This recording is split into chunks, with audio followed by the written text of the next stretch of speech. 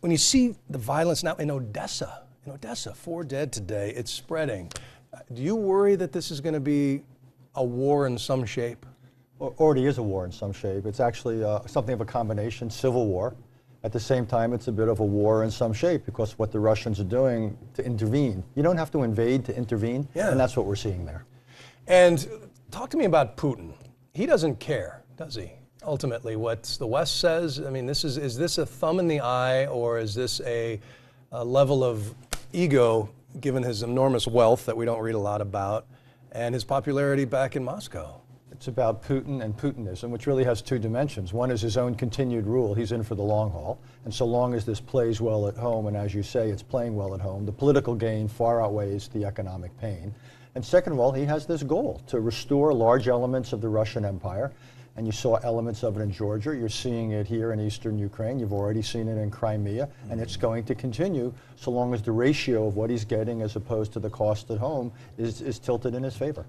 Should people in Latvia be worried? I don't think Moldova or these other countries? If you're in NATO, I would say no. Putin is many things, but he's not totally reckless. He's calculating, so I don't think any country that's within the NATO orbit is threatened. But countries on the outside, for example, a country like Kazakhstan, Moldova, and others, one could see Putin begin to foment unrest in those countries and then try to exploit it. And also what's happening in Ukraine is illustrative. He might begin that process, but then the process takes on a dynamic of its own. So you can't just say this is what Russia's doing. You do have separatists in Ukraine now. The process itself radicalizes people, it polarizes a population. Civil war breeds civil war, and we're seeing that in Ukraine.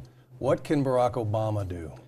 A couple of things. One, you've talked about sanctions, obviously up those, so it's going to be hard to get the Europeans on board. He could begin a process, which is a long-term one, of reducing European energy dependence on Russia by exporting things like oil and natural gas. Probably in the short run, though, it's helping Ukraine become stronger. That's economic, it's political, it's military. We're not talking about tanks and planes. We're talking about basic police organization and training. What we're seeing is the Ukrainian police forces and military forces are borderline incompetent. Yeah. Anything we could do to strengthen them with intelligence and training and relevant light arms would probably help. So if we give them night vision goggles and body armor, I keep saying we, I hate when I say we, if America gives these tools to these guys, will that escalate things, you think, from the Kremlin?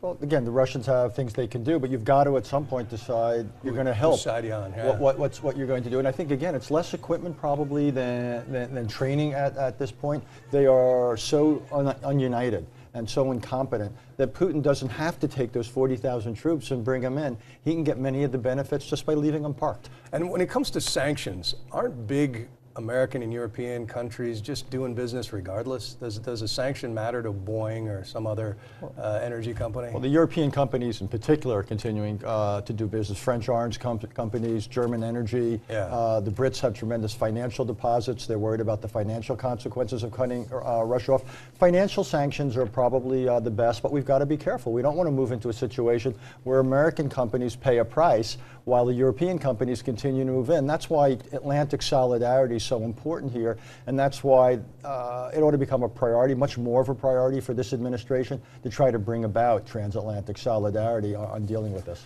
And let me pivot to